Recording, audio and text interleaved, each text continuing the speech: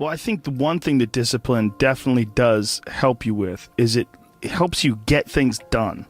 And when you get things done, when you actually do things, you have more success. If you have more success, and sometimes a big part of success is just not being fucking lazy and just doing it. Yeah. That's like 90% of it is just showing up. Get there and start working. Like, you're not going to feel perfect every day. If I only worked out when I felt good, I'd be a fat fuck. Because there's a lot of days I don't want to do it. It's pretty much the same with everybody that actually gets good at something. There's got to be those days you push through. And they're probably going to be more numerous than the days you don't. And so the benefit of discipline in my eyes has always been that through discipline, I get things done. Yeah. I always say that I'm like the most lazy, disciplined person I know because I don't want to do it. Yeah. But I always do.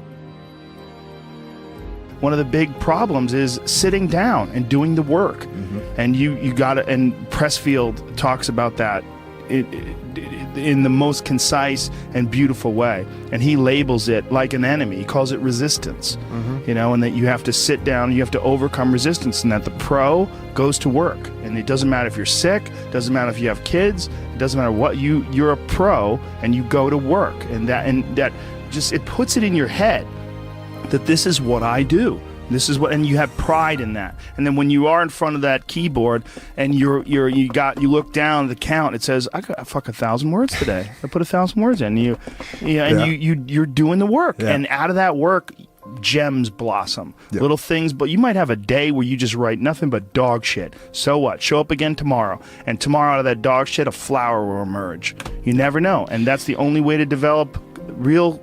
Like, to really develop your potential 100% in anything, whether it's as an author or even as a martial artist. There's a lot of creativity in martial arts. To be a great striker, you have to be creative because you have to develop patterns or execute patterns that aren't going to be perceived. This idea that life is hard is something you're supposed to shield from them. It's so silly. And, I've had this conversation with my friends because everybody that I know that's interesting had a fucked up life. But now we have kids, and the last thing we want is our kids to have a fucked up life. So we put our kids in these good schools, we live in these nice neighborhoods, everybody eats healthy, and there's no fucking domestic violence, and everybody seems, it's so different than all of our lives. And we were talking about it. Me and Brian Callen were actually talking about it. Like, look, we all had fucked up childhoods, and everybody we know had fucked up childhoods. And they're all interesting, but I don't want my kids to be boring, but I also want them to be safe. So it's like, how do you approach that? I mean, I think you get involved. This is what I've chosen to do, is get my kids involved in martial arts and give them the opportunity to pursue difficult things, and understanding that through pursuing these difficult things, like in accomplishing stuff, like you learn something about yourself. You learn that you have this ability inside of you to overcome. Get obsessed with life improvement. Find things that you enjoy doing that are difficult. Do them and get better at them. It seems so simplistic. It seems like a ridiculous, idealistic point of view, but it's effective. Well, you need some amount of pride and some amount of ego to get good at things in the first place, because it's such a counterintuitive notion, because you have to have a belief in yourself. You have to be able, like when you start out at jiu-jitsu, you're a white belt. Like, I remember being a white belt and being like, oh my God, I am fucking never going to get good at this. I'm going to suck forever. But to look at people who are better than you and know they had to have sucked at one point in time. Okay, there's somewhere along the end of this tunnel, there's got to be a light. I just got to keep going. Yeah. And that takes ego, and right? Ego, yeah, I was going to say, I mean, ego drives you to be successful, me to be successful. Ego is what's driving you. The problem is when you let ego go too far. Yeah. And everything takes balance. I mean, there's a dichotomy in everything. Every part of you has a dichotomy. You can get so into the physical aspects of things that you end up like doing a bunch of steroids and going crazy and ruining your health. Right? Yeah. That's not good. Right. The other end of the spectrum, you can sit around and play video games and turn into a... Bodybuilding is a great example of that, because when you start lifting weights, you're like, God, I'd like to be stronger. And you start getting a little bit bigger. You're like, oh, look at that. I got a muscle. Woo, this is cool. And then you keep going, and then you keep going. But some guys get so fucking crazy, they won't stop until they have 22-inch arms. And they want to have thighs that are so big, they have to walk like they've got a barrel in between their legs. And, you know, and they just can't help it. They just take it to some completely unhealthy place. Yeah, that's rough.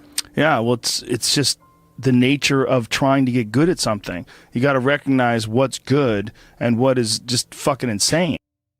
For some people, especially, they're just experiencing way too much pressure. And that pressure, a lot of times, it's just an imbalance in perspective. And some of it's, I was talking to this mom once. Her daughter does gymnastics with my daughter, and we were talking about kids killing themselves where she used to live. She used to live in one of the really wealthy tech areas outside of San Francisco, and a bunch of kids that went to school with her daughter that were like 15, 16, were jumping off bridges and shit. Like, it was like an epidemic. And they were trying to figure out what the fuck is going on, and they're literally calling it affluenza. That these affluent kids and their families are literally worth $1 billion. You know, I mean, everybody's super rich, and they're having this insane pressure, like before high school and in high school, to be in Ivy League schools and to get 4.0s and all, and they're not having any fun, and they're not experiencing life, and they don't have any hope, and their parents are all on fucking pills, and they're just killing themselves. For some people out there that aren't feeling good, man, if you just fucking struggled more, you get over that struggle, you feel better. It sounds so simplistic, but I swear by it. I've felt shitty myself, and then forced myself to work out, and after I get out of there, I'm like, whoa! 100%. Fucking it's 100% guarantee. It's hard for people to break momentum, too. Momentum that's good momentum, or momentum that's bad momentum. When I get on a good groove of working out all the time, I feel it. Like, after I'm done working out, I'm like, yeah, I can't wait to get in there again. I can't wait to work out again. That's the good momentum. But then there's that bad momentum, like you get injured or something like that, and you can't do anything for a couple of weeks, and then to try to get that kickstart that motor up again, it's hard to get momentum. There's a lot of people that are eating shit food, and then by the end of the day, your body's in a crisis. Your body's just processing all this bullshit. And if you're eating a big, bullshit lunch filled with nonsense, like, your body's got to process all that stuff. And so at the end of the day, yeah, you're going to lose your willpower. So, like, when 5 o'clock, 6 o'clock rolls around, you're going to be tired. But if you have a healthy lunch, and, you know, you're properly fueled, and then you also have positive people in your life, everyone's motivated, by the end of the day, you're going to feel good. Whatever the fuck your thing is, just go and do it. Just force yourself to do it. And if you feel like shit because you ate lunch, then your lunch was, you know, filled with bullshit, well then, hey dummy, don't eat shitty lunch tomorrow. Tomorrow try a nice salad. You know, try a salad with some salmon and see how you feel then. You're like, hey, I feel way better today at 6 o'clock. Duh. Now your decision making will be better. Like, people don't understand how significant it is. Like, all these little decisions, those are like that's the path for the rest of your existence on Earth. And if you decide to go to fucking Cheetos chocolate chip cookie route, you're just making a shit path. You're carving your fucking path through broken rocks and glass, and it's not the way to go. You know what else doesn't exist in a day-to-day life? A place where it's okay to be a man. It's actually okay to be a man. It's okay to have man thoughts. Like, everybody is so toned down and neutered. It's like human resources and corporate life has watered down people's natural behavior to the point where people are just dying on the inside, sitting in these fucking cubicles, rotting, just freaking the fuck out, having all these thoughts they can't entertain, having to pretend to be someone they are not all day long, putting on this bullshit way of talking, this fake way of thinking. Everybody's got to subscribe to whatever fucking ridiculous policies their company wants to enforce. And you're just a robot, and you get out of there and you just want to scream. Any type of exercise is just like something to be avoided. That's not for me. Fuck that. I don't want to sweat. I don't want to strain. And a lot of times this association that they have is about the beginnings of getting in shape. It's not about once you're actually fit. Because once you're actually fit, exercise is something you look forward to. It's an alleviation of stress. It feels great. Like, if I can't get a workout in, I look at my schedule. I go, oh, shit, I don't have any time for a workout, which means I'm not going to get that good feeling.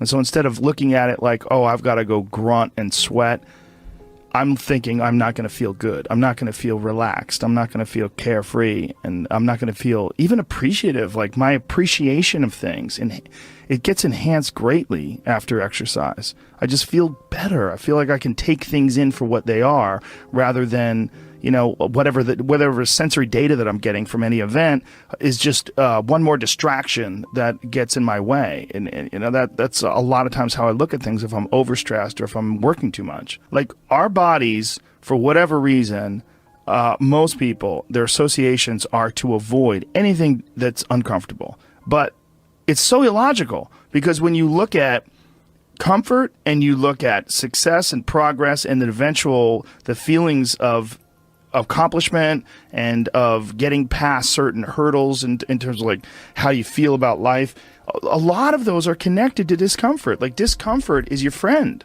It really is. Like discomfort and not being happy and content with certain situations in life or certain feelings in life, they're massive motivators, and they're amazing at facilitating change. And yet our instinct is to avoid those and just sit on the couch and watch some fucking reality show about dudes who make moonshine with our jaw open, like it's bizarre. And for me, at least, when I get like really disciplined and really I get really consistent with my workouts, one of the things that I almost feel momentum. I feel like there's like a push behind me, like, all right, like after I get out of the gym, I have a really good workout. I'm like, yeah, now I'm doing it. I'm doing it all the time now. And I'm looking forward to the next time. And it makes that resistance much weaker, and it makes my motivation and my discipline much stronger. I think a lot of it is based on just the consistency. You know, it's one of the things that I talked about recently on the podcast. I said, you know, like blowing something off, it's not just not good. Like blowing off an exercise that you planned is not just bad for you physically. It's also bad mentally, because then that option is now available. The option to fuck off is available. And you did it before, and you're probably going to do it again, and you'll get mediocre results, not just in that aspect of your life, but maybe in all aspects of your life. Because I think that option to fuck off, when you embrace it, that is a pathway that you might choose when it comes to dealing with conflict in your personal life, dealing with business decisions, dealing with career decisions, like an uncomfortable decision that you might be faced with, where maybe you need to make a change as far as like what your pathway is in life, but you don't do it, and instead you fuck off. And that the inclination to fuck off, I think, that gathers momentum as well. The inclination to be disciplined, that comes with momentum too. And I think both things, like you take a path, like the path of the healthy person or the path of the fuck off. Like this is not, like your body is like a race car that you can juice up yourself. Like you can add the fat tires, you can add the improved suspension, you can beef up the horsepower in the engine. You could do all that yourself. Or you could just choose to have this shitty body that's always falling apart on you, because we're essentially ecosystems.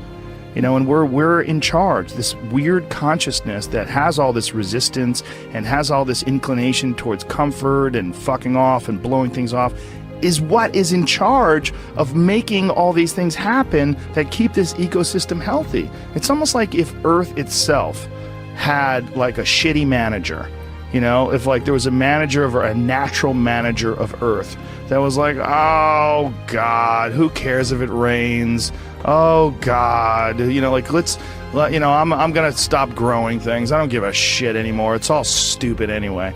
I mean, it's literally like the just blow it up. Yeah. Fuck it. Let's just kill all the life. It's all gonna die eventually. I mean, the sun only lasts 7 billion years. You see, that is the perspective a lot of people take with aging, where it's like, well, you're going to die, you're going to age, you can't stop aging. And it's like, yes, you're right, but that's not the point. The point is to age better. Like, that's the point. The point is to increase your health span, you know, and that is, we know is possible. Like that can, there's some of these like centenarians and super centenarians I've seen that are like over 100 years old, and they're like riding bikes and racing, and it's like, they're old. They are very old. But they're experiencing a very good quality of life. Yeah. And they're experiencing a quality of life that these other people that don't exercise feel. They physically feel their own body diminishing. and they just feel it's inevitable. It is what it is. You're wasting your time. You're out there running around. But no, we're not, because this experience right now, it's not like no one's under the illusion that you're going to live forever, but you are enhancing the experience that you're currently involved in right now. And you are alive. Right. You are alive. You do experience this life. But do you experience this life optimally? Is it as enjoyable as it can be? And we all know that there's a spectrum for that enjoyability. Like, we've all had times in our life where it's not been so great. And then times in our life where everything came together, like, what a fucking great day. Woo! Like, make more of those. Like, you can make more of those. And then the whole thing's better. And I think when that whole thing is better, it affects everybody you touch, everybody that's around you, everybody you come in contact with, and that in turn, I mean, it sounds so grandiose, but in turn can affect the entire race of human beings. I've always wondered if the depression that people see en masse today, there's so much depression that people, I mean, it's a common trait. Like, it's a common condition. Oh, he suffers from depression. Oh, she suffers from depression. Like, oh, he's got herpes. You know what I mean? It's like it's a common thing. I've always wondered, or I've been wondering more and more recently. It really hit me when. Have you ever seen Heinmo's Arctic Adventure? This guy lives in this incredibly remote area of the Arctic National Wildlife Refuge in the Alaskan interior, and he lives in this really small log cabin, and he hunts and gathers, and that's all he does. And he's very smart. Like, he's not a dummy at all. And he's been up there. He lives with his wife, and he raised children up there, and it's really, really, there's some dark moments in there, because they lived like this from the time, like, when they had children up there, and they lost their 2-year-old baby in a fucking canoe. Like, they tipped over in a canoe and lost their kids. And that force needs to have an effect, needs to have a reason that it's moving in a certain direction. And I think with all of our needs and all of our needs met, where we don't have to hunt for food, we don't have to acquire everything, everything's relatively easy, and it's all about advancement and all this. We've lost a lot of the basic mission, which was the mission to survive and procreate. And we haven't replaced it with any other universal mission, which is, I think, one of the big allures of these things like wars and these things like creating an enemy. Well, at least then you have a mission. And when you have a mission, human beings are happy. Bertrand Russell talked about, he did the book Conquest of Happiness, and he had his own fucked up attributes. Every time I bring him up, people talk about his fucked upness. He was into phrenology, and he might have been a racist, whatever, but he was a good philosopher. Smoked constantly. Yeah. But anyways, he talked about the happiest person he knew. The happiest person he could find was a groundskeeper on a manor who every day woke up and was at war with the rabbits of the grounds. He just declared that the rabbits were the fucking enemy, and he would go out with his gun and he would hunt as many as possible, and he'd go morning till night, and he would kill as many rabbits as he could, because the rabbits were the ones eating the hedges and the flowers and whatever. So he basically made the rabbits his enemy and struck out every single day to kill as many rabbits as possible. And that dude, according to Bertrand Russell, was happy as fuck. He had a task. He had a task. He had a purpose. He had a mission. My mission is to destroy the rabbits. I used to have a dog like that. Yeah? I had the happiest dog ever. His name was Frank Sinatra. And he was a pit bull that all he lived for was killing lizards. And my house, my old house, not the house I'm in now, but my old house, had this one, it's like on a hill, and there's this one wall where these lizards would run up the wall. And so Frank, I would literally let him out in the morning, and he would fucking bolt out that door. It's like, time to go to war. And he would run and go look for these lizards. And he would stand there, like, Eddie Bravo would just watch it and marvel. He'd be like, fuck, man, this dog does this every day. This dog does this every day. I go, this is what he loves to do. And he would go there, and he would have his paws on the wall. And he would, and he would go crazy, and he would jump up and try to grab a lizard, and occasionally he would get one. And he'd be like, fuck yeah. And he would get one, and he would go looking for another one. He would go, and it was a pretty big yard, so he would go wandering around the yard looking for anything else that fucked up, anything else that was slipping. There was constantly, unfortunately, twice I had to take him to the hospital because he got bit by rattlesnakes, because rattlesnakes were slipping too, apparently. He killed the rattlesnakes, but the rattlesnakes fucked him up. Yeah. He had like a water balloon growing out of the side of his head. Both of my dogs, by the way, that's a real problem if you don't have the money to pay for the serum. It's super expensive. It was several $1,000s to treat them. for this rattlesnake venom, anti-venom shit. It's like I was like, man, what if I was poor? What if that's a whole fucked up system. Like they inject horses with the venom, and then they like get the antibodies from the horses. It's like this archaic system. I think my friend Donald Schultz is working on. He's a big snake handler guy.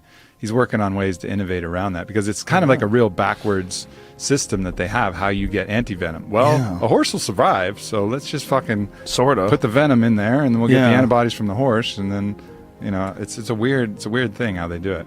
Yeah, well, that's a real problem with people that are vegans. If you're a vegan and you don't use any animal products, and you get bit by a rattlesnake, you got two choices: compromise your morals, or that's a wrap. Yeah, you know. But this dog was so goddamn happy. He had missions. Yeah. You know, he would go out of that yard and he wasn't bored. He was like, please take me for a walk. Come on, man. He was like, see ya, dude. I'd open that door. He was gone. He just had his little mission.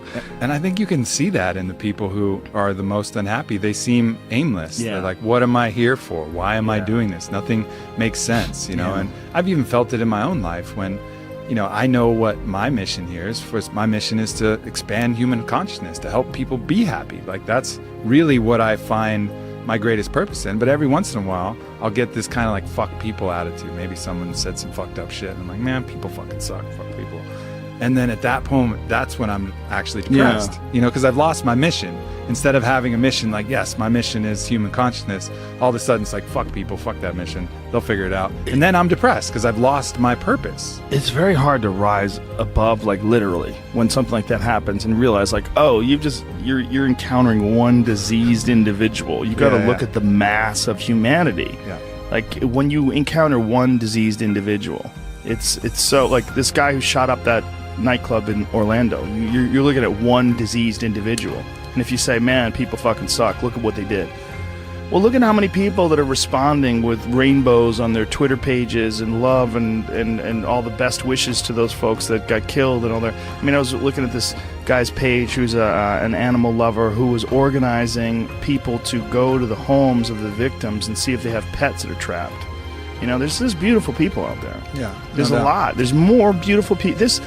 This is without a doubt not just the safest, the easiest. This is the happiest time in terms of like being able to like reach out and send love to people and have people send love to you. But just occasionally you run into cunts. Yeah, no doubt. Know? And the cunts itself, man. But the beauty is out there too. It's just not as dramatic and it doesn't impose upon us as forcefully. But if we just look, it's around all the time. We run into good people all the time. But you know, you just make eye contact with that good person or that kid who's just looking at you and just creeping with that little smile, and you're like, oh yeah, the good of humanity, the fact that, you know, we really are love, you know, being expressed, you know, outwardly all the time, and it's just these other delusions that get in the way of that. Well, we're oddly attracted to negativity too. It's almost like we look at negativity online or that you run into as like a possibility of war.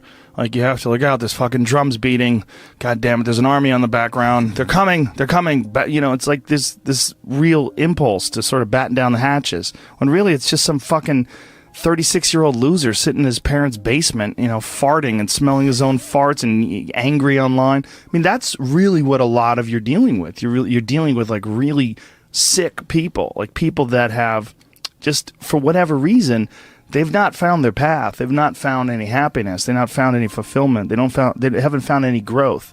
They're just stifled or rotten in some sort of a weird way. It just hasn't really worked for them. Yeah. And so they're lashing out. They're lashing out at the world. And you run into one of those, and you're like, people suck. Yeah, and that's the initial response, and then the more conscious response is to look at them and have compassion for that person. Yeah, you know, that's hard to do, right? That is hard to do, and our system isn't based upon that. Even if you look at the U.S. penal system, it's very much about punishment. Whereas if you watch that documentary that Michael Moore did, Who to Invade Nest, where they go to Norway, they have a whole different idea of what the penal system is for. It's about restoring human dignity and cultivating, you know, a change, really making change in the person. It's not about punishment. It's about actually changing that individual so he doesn't do it again. And then you look at the recidivism rates between our prisons and Norway's prisons, and they're just dramatically different. That impulse to punish immediately, you know, is not the